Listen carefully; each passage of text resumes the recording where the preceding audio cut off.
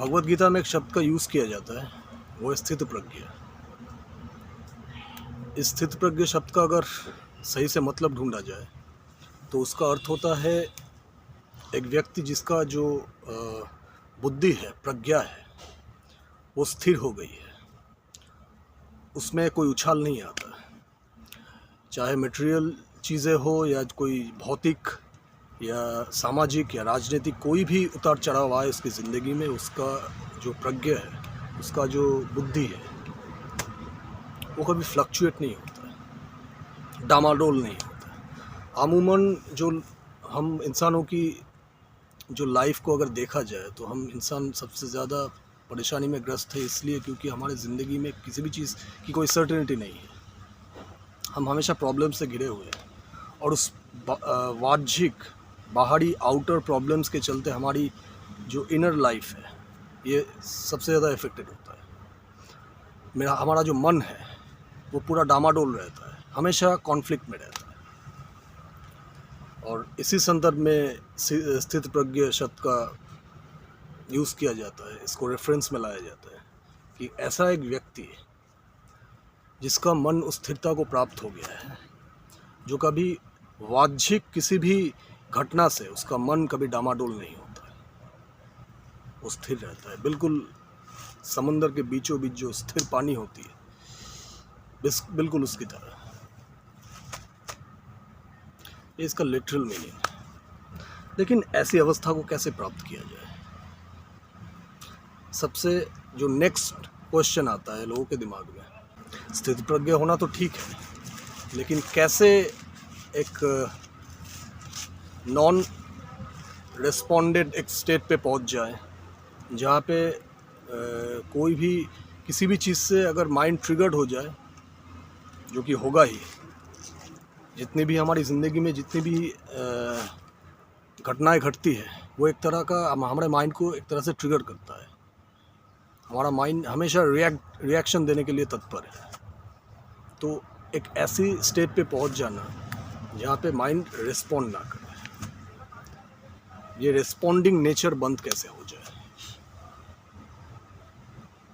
इसका सीधा और साफ तौर पे अगर विश्लेषण किया जाए तो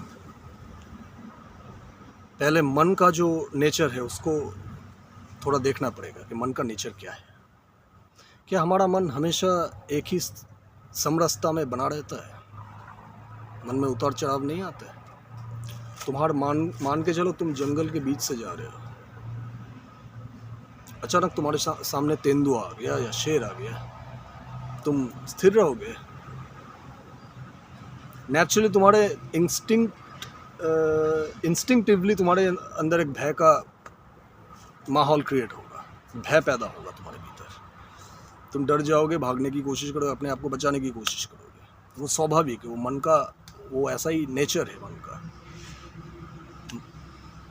हमारे बुद्धि का ही एक ऐसा कंस्ट्रक्टिव ये बेसिक फंडामेंटल ये नेचर है बुद्धि का। वो हमेशा अपने आप को, जो हम जिसको खुद बोलते हैं, स्वयं बोलते हैं, इसको बचाने की कोशिश करता है। ये इसी के लिए असाइन किया गया है, बुद्धि का असाइनमेंट इसी के लिए हुआ है। साइकिल चलाते चलते अचानक रास्ते में कोई बिल्ली आ जाए तो अचानक एकदम से ब्रेक लग जाता है, तुम्हारे जानने से पहले ही ब्रेक लग जाता है। ये कैसे होता है? ब्रेक तुमने नहीं लगाया, ब्रेक बुद्धि ने लगाया है, क्योंकि बुद्धि को इसी के लिए असाइन किया गया है। बुद्धि का काम ही यही है कि इस सेल्फ को प्रोटेक्ट करना। डर उसी के रिस्पॉन्ड में जाता है, एक रिस्पॉन्डिंग मैनिफेस्टेशन है डर, कि आगे खतरा है, मत बढ़ो, बचाओ इसको। डर एक सिग्नल है। तो मन के जितने भी क्रियाएं हैं जो शायद कुछ देर के लिए हमें अच्छी फीलिंग ना देती हो, डर कोई अच्छी फीलिंग नहीं है, लेकिन फिर भी इसकी भी एक उपयोगिता है जो नेचुरली होता है हमारे भीतर। डर नेचुरली होता है, डर कोई कोशिश करके नहीं लाता है। डर एक अलर्ट है, एक अलार्म है। तुम्हें अलार्म दिया जाता है, तुम्हें अलर्ट किया जाता है, वार्निंग दी जाती है, क्या खतरा है, ये मत करो, वो मत करो। हमारे मन का जो कंस्ट्रक्शन है, हमारे मन का जो संरचना है, वो ऐसे ही हुआ है, नेचर ने ऐसे ही किया है कि उसके जितने भी इमोशंस है, उसके सभी इमोशंस का एक कार्यशैली है, उसकी एक उपयोगिता है, यूजेज है इसका। ये ऐसे ही नहीं दिए गए। लेकिन अमूमन धर्म और अध्यात्म जो कि पूरी तरह से विकृत हो चुका है, इन सब में बहुत से बार तुमने आमतौर पे सुना होगा, लोग ज़्यादातर जोर देते हैं कि भय से मुक्त होना है, डर को पीछे छोड़ देना है। तुम्हारे भीतर अगर कोई लोभ, लालच या डर, गुस्सा, इन सब इमोशंस को, इन सब नेगेटिव इमोशंस के पार जाना है। हालांकि इमोशंस का भी इन लोगों ने कैटेगराइज कर दिया है, नेगेटिव, पॉजिटिव। हम इंसान हर चीज़ को खंड खंड में बांटना पसंद करते हैं, चीज़ों को बांट देना है, नेगेटिव ये, पॉजिटिव है, इससे मुक्त होना। और उसी सिलसिले में आदमी ज़िंदगी भर लगा रहता है, कैसे इन सब इमोशन से मुक्त है। इमोशन से तुम कैसे मुक्त हो सकते हो? इमोशन तुम्हारा पार्ट है, इमोशन तुम ही हो, इमोशन तुमसे पैदा होता है। ये पूरा एक सर्क्यूलर एक मैनिफेस्टेशन है नेचर का, एक रोटेशन जो कॉज एंड इफेक्ट के थ्रू चलता है। ह्यूमन माइंड का जो constructive natural way of functioning है, उसमें सबसे पहले आता है एक्सपीरियंस। हम सबसे पहले किसी चीज़ को एक्सपीरियंस करते हैं, और एक्सपीरियंस होते ही सेंसेशन क्रिएट होता है। उस चीज़ का सेंसेशन सीधा दिमाग में जाकर हिट करता है, हमारे 5 सेंसेस के थ्रू। दिमाग उसको, उस सेंसेशन को नॉलेज के फॉर्म में रजिस्टर कर लेता है, जो मेमोरी बनता है। और मेमोरी से सारा कुछ थॉट्स जनरेट होता है, परसेप्शन, इमोशंस वगैरह जनरेट होता है। ऐसे काम करता है हमारी भौतिक जगत के साथ। हमारा जो तालमेल है वो ऐसे बैठता है।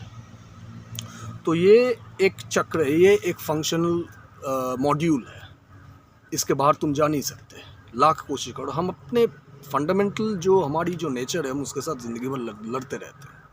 ये क्या पागलपन है? हम अपने ही साथ लड़े जा रहे हैं।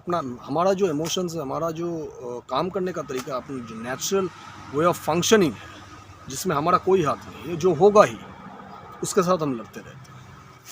तो ये तरीका गलत है। स्थित प्रज्ञ के होने का इसके साथ कोई लेना देना नहीं है। किसी इमोशंस या किसी नेगेटिव इमोशन, पॉजिटिव इमोशन, या अपने किसी वृत्ति, इंसान की किसी वृत्ति के पार जाना, किसी को, इन सब को सप्रेशन कहा जाता है। इमोशन को सप्रेस करके तुम कभी स्थित प्रज्ञ नहीं हो सकते। सप्रेशन तो स्पिरिचुअलिटी में सप्रेशन की कोई जगह ही नहीं है।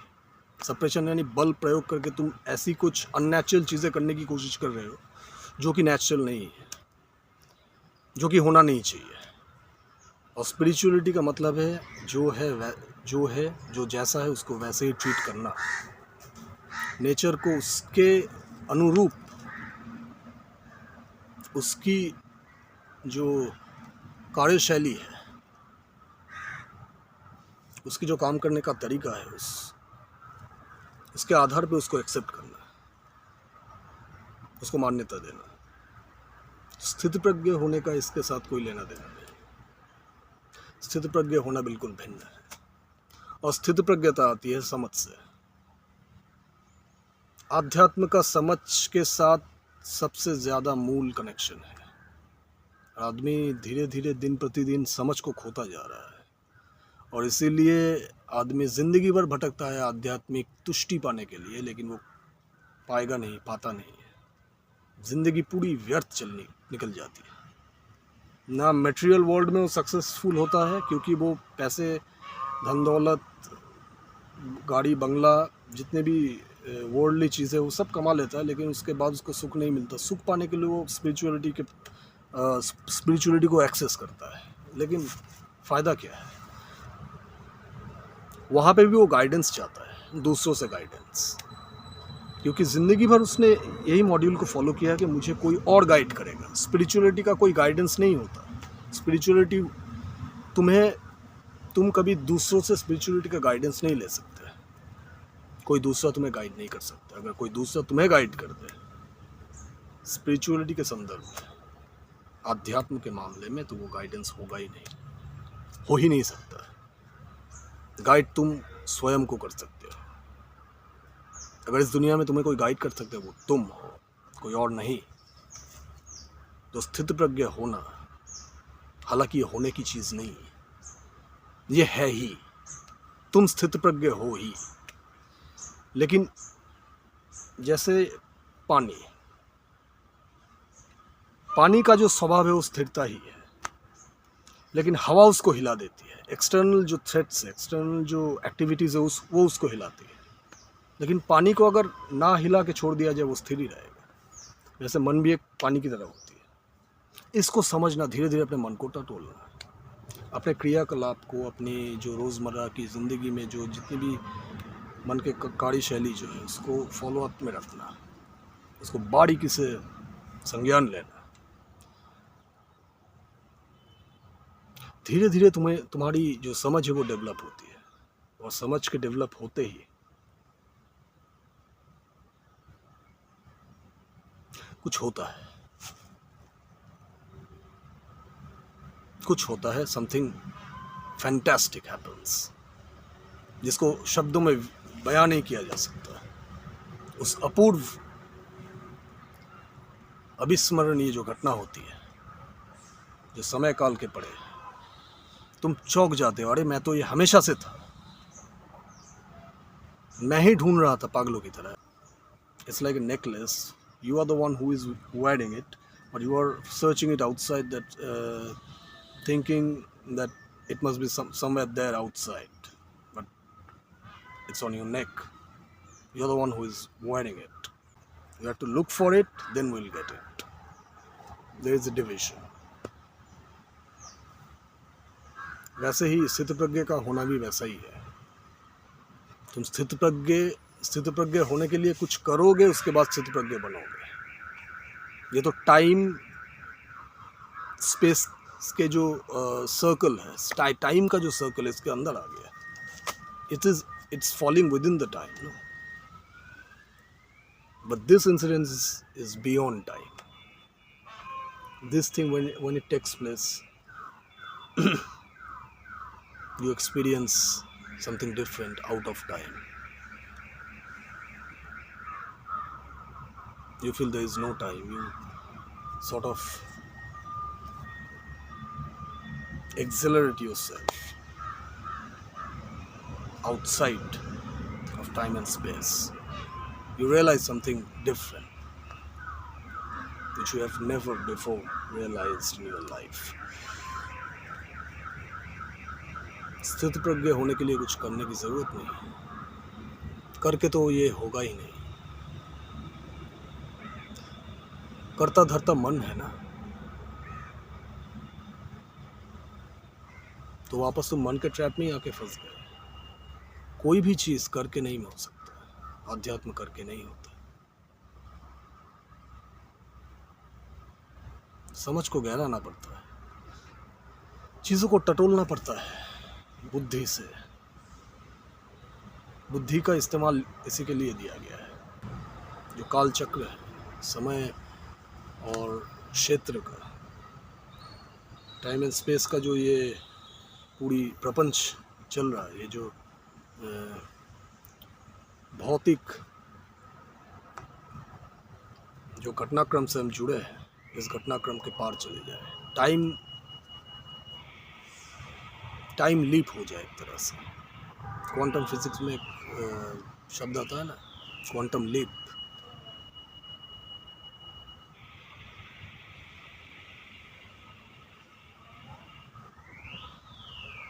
उस अवस्था में स्थिर हो जाए जहाँ पे टाइम बचता ही नहीं, जहाँ पे टाइम होता ही नहीं, टाइम है ही नहीं। समय एक भ्रम है, उसके साथ साथ स्पेस भी, हालांकि स्पेस और समय में कोई अंतर नहीं, दोनों एक दूसरे के पूरक हैं। So my friend, if you want to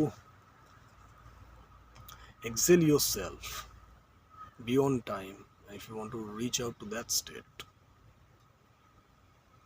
which you have already reached, then you have to leave that tendency of doing something.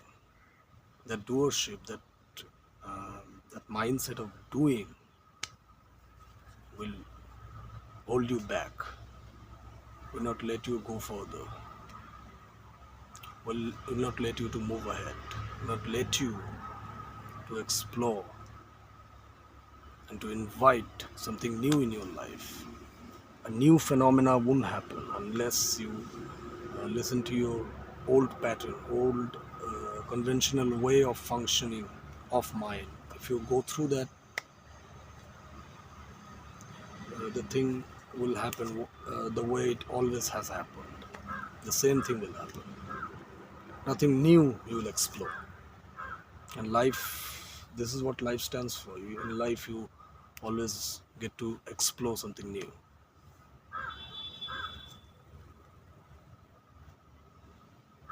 And ये घटना तो सबसे बड़ी घटना है, नवीनतम में भी नवीन। ये एक ऐसी घटना है, एक फिनोमेना है जो नित्य नतून भी है, जो नए नवेले भी है और प्राचीन से प्राचीन भी है। दोनों शाब्दिक अर्थों में इसको बिठाया जा सकता है। जब दोनों शाब्दिक अर्थों में किसी चीज़ को बिठाया जा सकता है तो समझो ये दोनों से मेल खाता है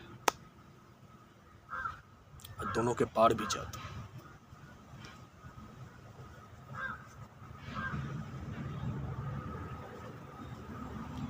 ये वही अवस्था है जो हर इंसान को होना चाहिए। ये नेचुरल स्टेट ऑफ माइंड है हर इंसान की। लेकिन दुख की बात यह है, इंसान टर्मोइल में इतना ज़्यादा, इस भंवर में इतना ज़्यादा फंसा हुआ है ना, ये दुनियादारी की भंवर में, वो कभी सिंपल नहीं हो पाता। Always remember one thing in your mind, that always anything you access to in your life, no matter what you're experiencing or what you're doing, always keep things simple, then it will lead you to success. किसी भी चीज़ को natural way में, प्राकृतिक वे में उसको करने की कोशिश करो, स्वतः ही करने की कोशिश करो। किसी भी चीज़ को होने दो, अपने आप से होने दो। बलपूर्वक जोर लगा के ज़बरदस्ती के साथ किसी चीज़ को करने की कोशिश करोगे तो जानोगे नेचर के खिलाफ जा रहे हो। ज़बरदस्ती कोई चीज़ नहीं होती और आध्यात्म में ज़बरदस्ती का कोई सवाल ही पैदा नहीं होता। बस सिखाया हमेशा हमें ज़बरदस्ती करना ही जाता है अपने साथ, दूसरों के साथ। स्पिरिचुअलिटी में ज़्यादातर जो प्रैक्टिसेस है वो ज़बरदस्ती नहीं तो और क्या है, थोपना किसी चीज़ को, किसी अननेचुरल प्रैक्टिस को अटोन कर लेना, ऑब्टेन कर लेना उससे, उसको ज़िंदगी भर ढोते रहना। लेकिन आध्यात्म ये सब है नहीं। आध्यात्म का इन सब से कोई लेना देना नहीं। जो मन के निचले स्तर पे, मन के अधीन हो के जो क्रियाएं हो, जो काम मन के द्वारा किया जाए, मन के द्वारा संचालित हो, मन जिसका करता धरता हो, तो मन के अंडर में आके जो काम करते हो वो स्पिरिचुअल नहीं है। और मन के पार तो मन को समझ के जा सकते हो। किसी भी चीज़ को बारीकी से देखना, उसको समझना, उसको एक्सप्लोर करना, उसको इन्वेस्टिगेट करना, एक डिटेक्टिव की तरह इन्वेस्टिगेट करना, तह तक पहुंचना, तब जाके परत खुलेंगे। जरा सोच के तो देखो, किसी भी रस्सी को अगर वो बंधा हुआ हो, उसको खोलने में कितनी दिक्कत झेलनी पड़ती है। और कई सारे अगर गुत्थी लगा दिए गए हो तो उस गुत्थी को खोलने में काफ़ी मेहनत करनी पड़ती है ना। उसको अटेंशन देना पड़ता है, उसका जो पेंच है उसको सही से अनफोल्ड करना पड़ता है, उसको अनटाई करना पड़ता है। उसके बाद धीरे धीरे बहुत बारीकी से परत खुलती है। जैसे दिमाग की जो परत है वो भी वैसे ही अटेंशन के साथ, टाइम के साथ, पेशेंस के साथ खुलते हैं। धीरे धीरे होता है, ज़बरदस्ती से कुछ नहीं होता, धीरे धीरे। टाइम दो अपने को, जो जैसा है उसको वैसा देखने की कोशिश करो। तुम जैसे हो अपने आप को वैसे ही एक्सेप्ट करने की कोशिश करो। First step is observation. अपने आप को एक बेहतर ऑब्जर्वेंट बनाओ। तुम वो भी हो जाओगे, हालांकि ये होना हो जाओगे ये शब्द गलत है, इसमें होना कुछ भी नहीं है, तुम पहले से ही हो।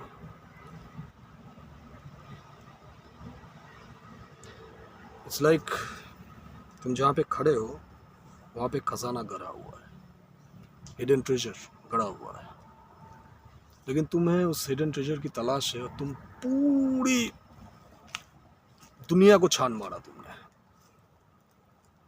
लेकिन पूरी दुनिया घूमने के बाद वापस तुम वहीं पे आ गए। तुमको घूमते घूमते स्ट्रगल करते करते तुमको पता चला कि नहीं, मैं जहाँ से शुरू किया, जिस पॉइंट से मैंने शुरू किया था, उस वहीं पे खजाना गड़ा हुआ है।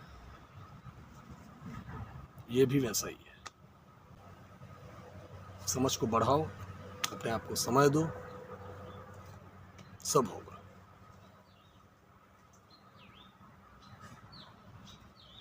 नमस्ते।